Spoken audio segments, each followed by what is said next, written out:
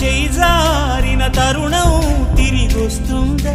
ప్రతి పూటొక పుటలా తన పాఠం వివరిస్తుందా? మన కోసమే తనలో తను రగిలే రవి తపనంతా కనుమూసిన తరువాతనే పెను చీకటి చెబుతుందా? కడతేరని పయనాలెన్ని, పడదోసిన ప్రణయాలెన్ని అని తిరగే ఛాయా చరిత పుటలు, వెను చూడక ఉరికే కథలు, తమ ముందు తరాలకు స్మృతుల చితులు అందించాలా ప్రేమికులు. ఇది కాదే విధిరాత, అనుకోదేం ఎదురీత.